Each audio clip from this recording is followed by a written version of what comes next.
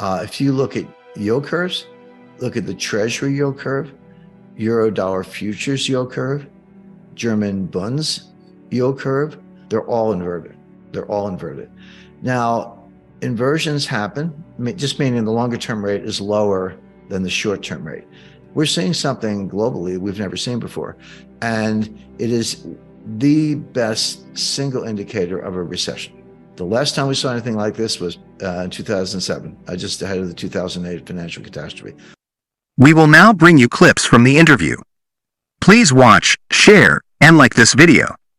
Also, ensure you subscribe to the channel, turn on post notifications, and share your thoughts about the video in the comments section below. Thanks and enjoy the video. The renowned economist Jim Rickards continued her speech as follows. So the stock market's saying it's all good, Goldilocks, soft landing, Fed's going to get the memo, they're going to cut rates, the pivot, and buy stocks. The bond market is saying no, this is bad and it's going to get worse, and it's actually too late for the Fed to do anything about it. See, when these inversions start, sometimes they're a year forward, like, hey, look at the Eurodollar futures yield curve a year from now, man, that thing is inverted.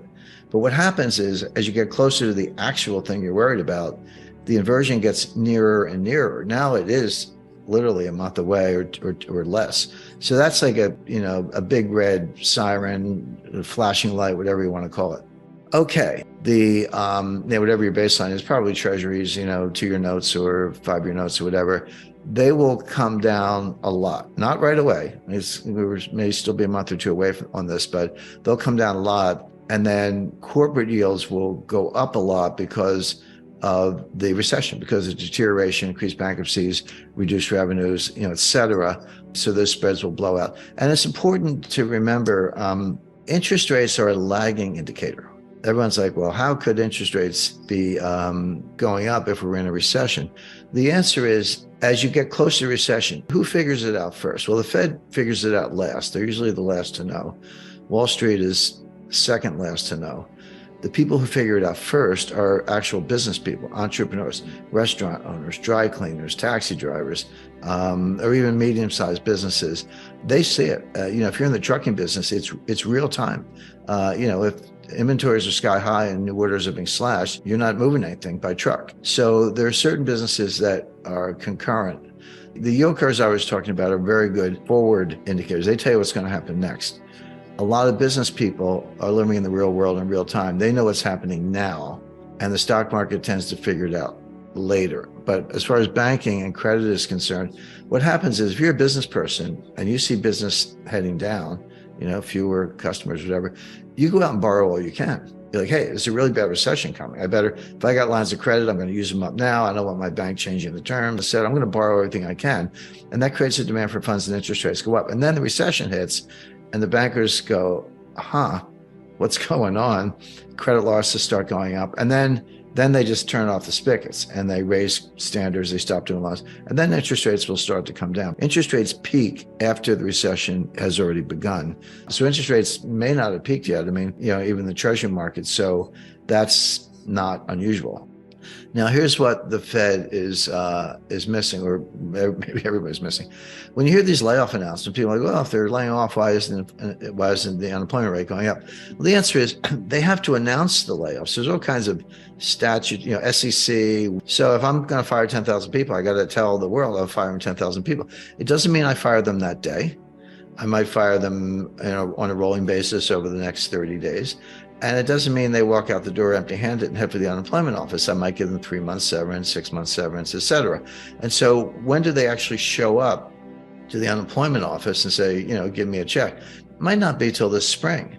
So the layoff announcements are out there, but the unemployment rate hasn't budged because there is a lag, 3 months. But that's why I said interest rates lag the business cycle, and they do. Unemployment lags the business cycle. Unemployment is a lagging indicator. When you're an employer, entrepreneur, and you're in any kind of distress, not as many customers walking in the door, you'll do everything you can to avoid laying people off. You'll, be late on the rent. You'll turn down the lights, find a cheaper laundry, whatever it takes. By the time you get around to firing people, you run out of options. Like, I've done everything I can. Now my business is in jeopardy. I have to fire some people. And then combine that with what I just said about severance and, rolling terminations, et cetera. It's a lagging indicator. But we know enough right now to know that number's going up. But that's not inconsistent with the fact that we're already in a recession. It's exactly what you would expect, that unemployment's a lagging indicator. The renowned economist Jim Rickards continued her speech as follows. When the Federal Reserve, the Fed, is in action, they are primarily concerned with maintaining market order, not the performance of the stock market itself.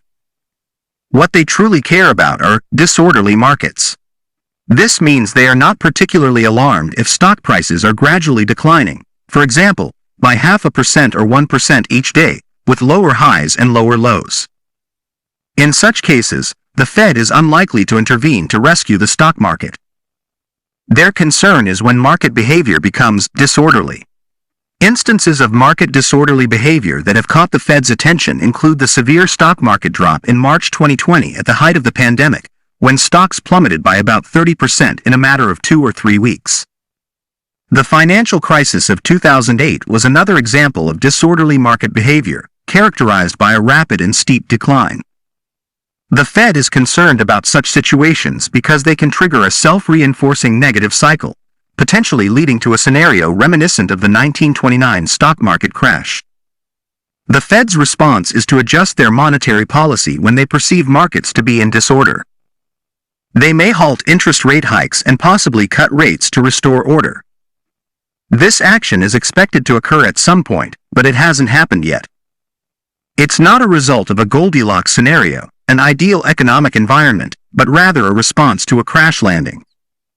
The global economy is showing signs of severe distress and heading toward a recession, but some people anticipate a milder downturn, while others, including the speaker, foresee a more significant economic contraction.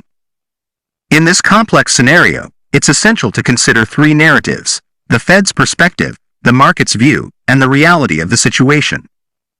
The stock market seems to be indicating a Goldilocks scenario, while the bond market is warning of a coming storm. The speaker's view aligns more with the bond market's perspective, suggesting that the Fed may have made mistakes in tightening monetary policy, which could lead to a pivot towards rate cuts.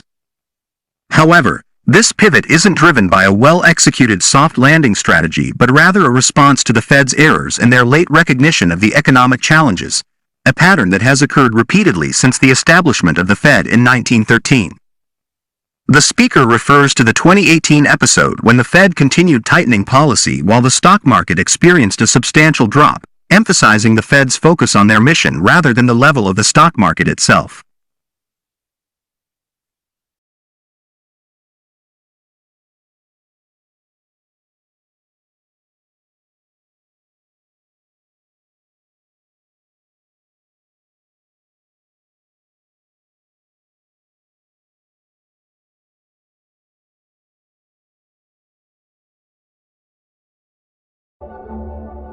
Don't forget to like our video and subscribe for our channel.